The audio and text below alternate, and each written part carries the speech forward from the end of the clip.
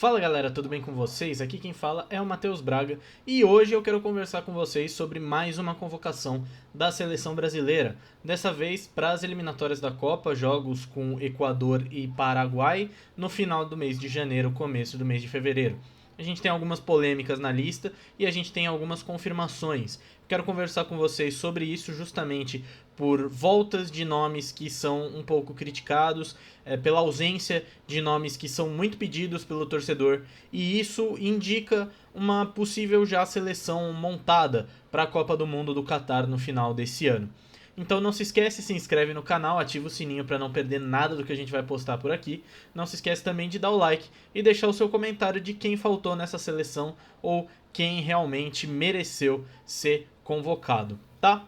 Eu tô com o Globo Esporte aberto aqui na minha segunda tela pra gente falar um pouquinho da convocação antes de passar pra análise.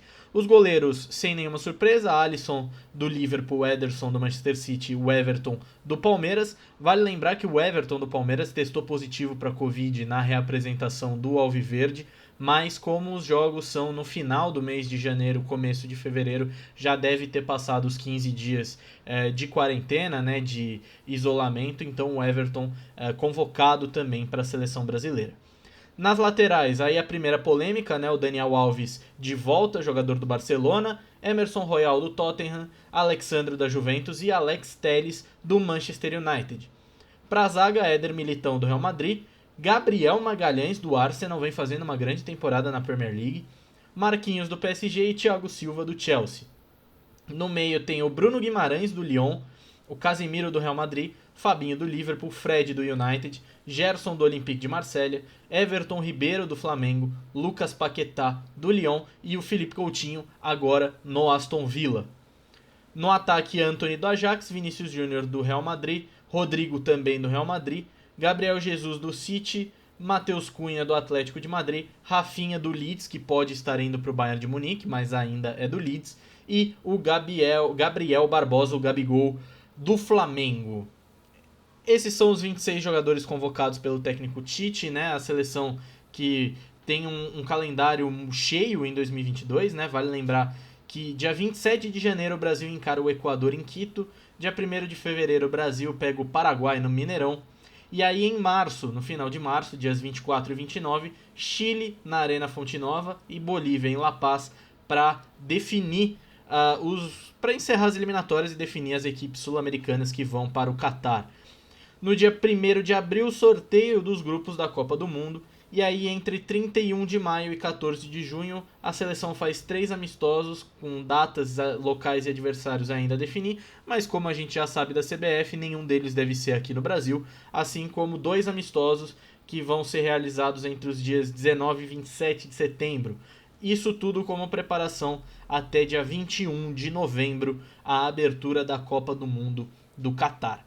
Então vamos conversar um pouquinho sobre esses nomes, porque assim, gente, é óbvio que Daniel Alves, Alex Telles, até mesmo a própria volta do Coutinho geram polêmica, mas fora eles, é claro que o Tite já vai montando o seu grupo de confiança, já vai montando o seu elenco de confiança para o Qatar, né? Os goleiros, é óbvio que nenhum deles vai mudar. Eu acho que hoje são os 3 melhores goleiros brasileiros em atividade, né? O Alisson, o Ederson e o Everton. Não vejo nenhum deles fora da Copa, a não ser que haja uma lesão grave em algum deles, né?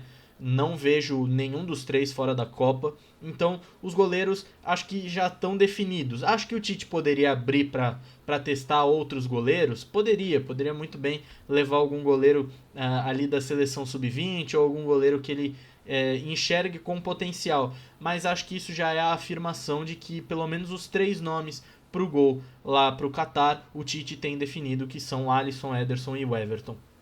Na lateral a gente tem 2 nomes que eu não gostei. O Alex Telles, ele é reserva hoje do Luke Shaw. Ele é muito bom lateral, tá? Mas ele é reserva hoje do Luke Shaw. E eu acho que, por exemplo, alguns jogadores poderiam vir ao lugar. É claro, eu não vou entrar em questão polêmica, como por exemplo o Renan Lodge. O Renan Lodge, eu gosto muito do estilo de jogo do Renan Lodge. Porém, o técnico Tite deixou claro na sua coletiva hoje que o Renan Lodge perdeu essa oportunidade por conta do esquema vacinal dele estar atrasado. Eu vi muita gente hoje no Twitter falando que ele não se vacinou, mas a informação que eu tenho e que foi publicada por alguns outros jornais, tanto da Espanha quanto aqui do Brasil, é que ele só tomou a primeira dose agora em janeiro. Eu não sei o que motivou isso, eu não quero entrar nesse mérito, mas é justo que o Tite tenha essa opção de deixá-lo de fora justamente pelo protocolo de segurança que o Equador adotou, por exemplo. E o Tite fez questão de deixar claro isso, citando inclusive o exemplo do Brasil e Argentina, quando a Argentina entrou no Brasil com jogadores que não poderiam estar aqui no Brasil sem cumprir um período de isolamento, e mesmo assim a Argentina não ligou para as regras e entrou mesmo assim, mentiu nos protocolos de imigração, né? Então o Tite deixou claro que não quer pedir favor nenhum, que não quer burlar as regras de país nenhum. Então o Tite já não convocando o Renan Lodge. E o Guilherme Arana não voltou aos treinamentos ainda. O Atlético Mineiro ele só se reapresenta na segunda-feira, dia 17. Então realmente acho que vale mais esses jogadores de fora, né, como é o caso do Alex Telles. É claro que há uma polêmica por ele ser reserva do Luke Shaw, mas eu acho que ele é o melhor nome na ausência do Renan Lodge, por causa do esquema vacinal, e do Guilherme Arana, que ainda não voltou aos treinamentos com o Atlético Mineiro. Na zaga, acho que os três nomes muito bem definidos, né, do Thiago Silva, do Marquinhos e do Éder Militão. Muita gente reclama do Thiago Silva por conta da idade dele, mas o Chelsea, isso eu vou usar como exemplo, o Chelsea ele tem como regra de tentar renovar o menos possível com jogadores acima dos 30 anos, né? Tanto que o Davi Luiz trocou o Chelsea pelo Arsenal há um tempo atrás, porque o Davi Luiz gostaria de renovar por 3 anos e o Chelsea gostaria apenas de 1. E o Chelsea fez um esforço para renovar com o Thiago Silva, mesmo com a idade já do Thiago Silva. Então acho que isso mostra como ele ainda é um dos principais zagueiros do mundo, fora todos os números que a defesa do Chelsea vem apresentando, não apenas na Champions League e na Premier League, né? Estão na final da Copa da Liga, então mostra toda a competência do Thiago Silva, mas eu acho que ele vem para ser um reserva de luxo e agregar na experiência, até porque o Éder Militão e o Marquinhos hoje eu acho que são os dois melhores zagueiros que o Brasil tem à disposição. O Éder Militão muito seguro no Real Madrid, o Marquinhos, capitão do PSG. É claro que o PSG não vem fazendo uma boa temporada, mas isso por alguns outros aspectos, né, táticos que eu discordo, por exemplo, que o Pochettino vem adotando lá no PSG, mas o Marquinhos sempre pilar da zaga dos franceses. E aí a gente tem o Gabriel Magalhães, que vem jogando muito bem no Arsenal. O Arsenal não começou muito legal a temporada, mas o Arteta vem achando as formas de jogar e vem apostando muito nos jovens, e o Gabriel Magalhães está entre esses pilares do Arsenal. Eu acabei de notar que eu não falei do Daniel Alves, né, na lateral, mas né, um cara desse a gente até pula. Todos vocês sabem dos problemas que eu tenho com relação ao Daniel Alves. Eu sou São Paulino e eu acho que a atitude dele com o São Paulo, embora correta profissionalmente, assim, de uma maneira... assim, como eu já disse em vários outros desabafos, ele tem total direito de pedir esse dinheiro, mas o que ele fez assinando com o Barcelona por um salário simbólico, prestando atenção e falando que tem noção da situação financeira do clube, me deixou totalmente irritado como São Paulino após ele dar declarações que eles estavam contratando a experiência Daniel Alves no São Paulo e que se não tinha dinheiro não era para contratar. Isso não é para mim atitude de torcedor. Então assim, Daniel Alves já tá velho, você pega ele no Barcelona, tudo bem, cruzamentos precisos, a categoria do Daniel Alves ninguém discute, mas o Daniel Alves hoje, desculpa, não é jogador pra Copa. Daniel Alves, você tá sendo convocado porque o Danilo tá machucado, porque senão você nem ia. Eu, se sou treinador da seleção, eu não levo você nem pra jogar no meio campo. Engraçado que na seleção você quer jogar na lateral, né? Mas beleza, né? Poucos comentários com relação a Daniel Alves. No meio-campo a gente tem a volta do Bruno Guimarães, um jogador que eu adoro. Eu gosto muito do Bruno Guimarães, da característica de jogo dele. É um primeiro volante que acaba se tornando um segundo volante dependendo da necessidade. Ele marca muito bem, mas ele sai para o jogo muito bem também. Então a presença dele me agrada, principalmente quando você tem o Casimiro e o Fabinho. Eu acho que faltava esse volante, e acho que vai ser legal essa presença do Bruno Guimarães para o Tite poder comparar. É claro que Fabinho e Casimiro hoje eles são os principais primeiros volantes da seleção brasileira, mas vai ser legal para ele comparar o Bruno Guimarães, o estilo de jogo do Bruno Guimarães, com os outros dois, além, é claro, do Fred, que é um nome de confiança do Tite e vem crescendo no Manchester United, o que vem sendo muito bacana. Mas o Fred eu não gosto muito, né? Eu prefiro o Bruno Guimarães e o Gerson ao estilo de jogo dele. Para um meia mais ofensivo, ele traz o Everton Ribeiro, o Lucas Paquetá e o Felipe Coutinho. O Felipe Coutinho ganhando uma nova oportunidade depois de voltar ao Barcelona e agora indo ao Aston Villa. Eu acho que não era a hora do Coutinho, apesar de ele ter feito bons jogos com o Barcelona. Ele foi emprestado para o Aston Villa para aliviar a folha salarial do Barcelona, né, para que eles conseguissem inscrever o Ferran Torres, mas acho que o Coutinho não estava na hora ainda. Você tem, por exemplo, o Claudinho como um jogador da mesma posição se o Tite quisesse testar. Mas é claro que o Coutinho é um nome de confiança, vem com o Tite desde quando ele assumiu em 2016. Então é natural, é polêmico, mas é natural essa nova aposta no Felipe Coutinho, aproveitando alguns outros jogadores que ainda não voltaram aos treinos aqui no Brasil. É claro que eu chamaria o Rafael Veiga, que fez uma excelente temporada pelo Palmeiras. Foi o principal jogador do Palmeiras, isso se não o principal meia do futebol brasileiro no ano passado. E acho que o Rafael Veiga merecia uma chance, e vale lembrar, o Palmeiras voltou já aos treinamentos e se convocou o Everton, acho que deveria dar uma oportunidade ao Rafael Veiga. Mas enfim, Everton Ribeiro também discorda um pouco, porque vem numa grande queda ali dentro do Flamengo, por muitas vezes foi reserva no final da temporada passada. É claro que a categoria do Everton Ribeiro não está em discussão, e sim o nível que ele vem demonstrando do final do ano passado para cá. Mas é um nome de confiança do Tite dentro da seleção, e é como eu falei no começo do vídeo. Embora eu discorde, acho que ele deveria testar esses nomes no final dessas eliminatórias, já que temos aí 10 meses até a Copa do Mundo, daria para fazer grandes testes com a seleção. Ele já vai montando e dando confiança ao seu ciclo mais próximo, ao seu círculo mais próximo, para conseguir dar confiança e dar moral, meio que já garantindo algumas figuras na Copa do Mundo, a maioria da seleção inclusive. No ataque, a ausência do Neymar vai ser sentida, claro, é o melhor jogador do Brasil hoje, mas a lesão do Neymar acabou dando uma atrapalhada, principalmente porque ele estava previsto para voltar agora em janeiro, mas deve voltar apenas em fevereiro. Para isso, o Antony ganha mais uma chance, e para mim o Antony tem sido um dos principais pontas brasileiros na Europa. O que ele está fazendo no Ajax é de outro nível, outro patamar. O Ajax muito bem na Champions, e o Antony passa por essa boa fase do Ajax. O Vinícius Júnior, se não convocasse o Tite era maluco, porque o Vinícius Júnior tem sido um dos principais nomes do Real Madrid, junto ali com o Benzema, e vem ganhando muito espaço dentro do time do Carlo Ancelotti, botando inclusive o Eden Hazard no banco. Claro que a categoria do Hazard vem caindo, né, conforme o peso dele vai aumentando, mas colocar um nome como Eden Hazard no banco, o Vinícius Júnior vem fazendo por merecer. O Rodrigo do Real Madrid também vem sendo muito utilizado pelo Ancelotti, né? Claro que muitas vezes vindo do banco, e deve ser assim que o Tite deve utilizá-lo na seleção, tendo em vista o que o Rafinha vem fazendo não só na seleção, mas no Leeds, e já já a gente fala um pouquinho do Rafinha.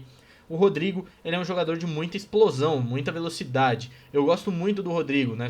Eu sou madridista, né? Tava acompanhando o jogo ontem contra o Barcelona, e o Rodrigo, apesar de perder um gol feito ali no final, foi muito bem e melhorou o Real Madrid após a entrada dele no lugar do Asensio.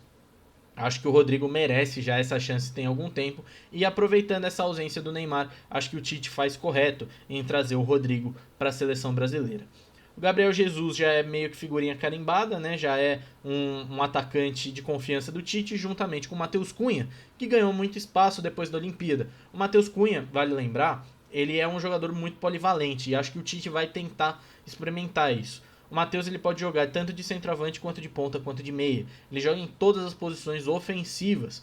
Então isso é muito interessante de você ter, principalmente dentro de uma Copa do Mundo, né? É mais interessante ainda você ter dentro de uma Olimpíada, que são só 18 nomes, mas vale lembrar que são só 23 dentro de uma Copa do Mundo. Então você ter um jogador que pode atuar em qualquer posição de ataque, você pode melhorar e modificar o seu esquema de jogo dentro de de uma própria partida. Isso é muito interessante. O Rafinha, a gente não precisa nem comentar, né? Vem fazendo barbaridade na seleção. No Leeds, ele joga um pouco diferente, mas isso é pelo estilo de jogo do Marcelo Bielsa em comparação com o estilo de jogo do Tite. Fora que lá ele joga contra os maiores clubes do mundo e na seleção ele está inserido em uma das maiores seleções do mundo. Isso já dá um peso diferente. O Rafinha, ele vem jogando tão bem que vem sendo especulado no Bayern de Munique. Né? O Bayern de Munique que teve interesse em 2 pontas direitos dessa lista, né? Uma hora se falou em Antony indo para o Bayern de Munique, outra hora se falou em Rafinha indo para o Bayern de Munique. E eu acho que o Rafinha realmente, principalmente se for para o Bayern de Munique, vai acabar agregando demais na Copa do Mundo. Acho que já é figurinha carimbada na ponta direita da seleção. O Gabigol é aquela verdadeira incógnita. No Brasil ele destrói, na seleção brasileira ele não destrói tanto. Acho que passa muito pelo esquema de jogo que o Flamengo e a seleção adotam. Mas acho que o Gabriel Barbosa, o Gabigol, vai conseguir realmente ter a sua vaga na Copa. Acho que só uma catástrofe tiraria o Gabigol da Copa, mas vamos avaliar então como vai ser a atuação dele.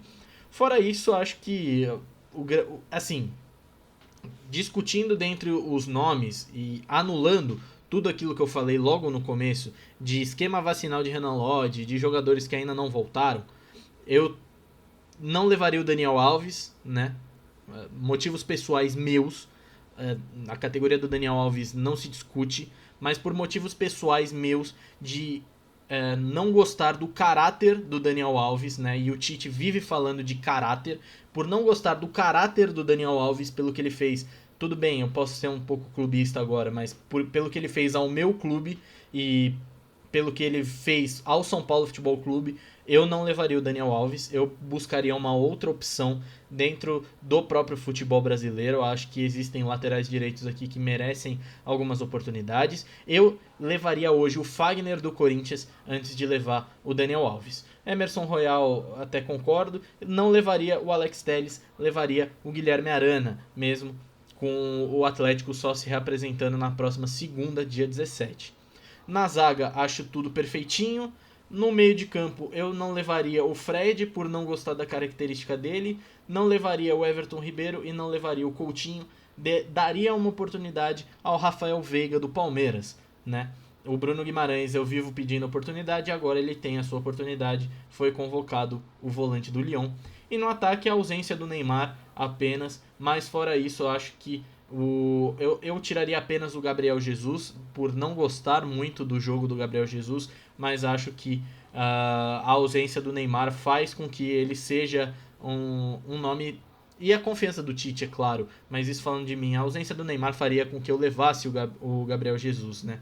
Então, recapitulando, não levaria o Daniel Alves, não levaria o Alex Telles, não levaria Fred, Everton Ribeiro, Coutinho e não levaria o Gabriel Jesus. 6 nomes, né, de 26. Acho que 20 nomes é um bom número para concordar ali com o Tite, né? Então, essa foi a convocação da seleção. Vale lembrar, dia 27, Brasil e Equador em Quito. Dia 1º de fevereiro, Brasil e Paraguai no Mineirão. Aí voltamos em março com Brasil e Chile na Fonte Nova, Brasil e Bolívia em La Paz. Dia 1º de abril, sorteio dos grupos da Copa do Mundo. Aí em maio e junho, 3 amistosos. Em setembro, 2 amistosos. E aí em novembro, a Copa do Mundo no Catar. Eu estou bem confiante, acredito que a seleção brasileira vem com um trabalho bem sólido. Então vamos avaliar como vai ser esse final de eliminatórias e os amistosos até a Copa do Mundo. Não se esquece, se inscreve no canal, ativa o sininho, deixa o like e comenta aqui embaixo. Quem que você não levaria para a Copa do Mundo e quem você levaria, que não foi convocado aqui nessa lista, para a Copa do Mundo do Catar. Certo? Agradeço a todos vocês, muito obrigado e até a próxima.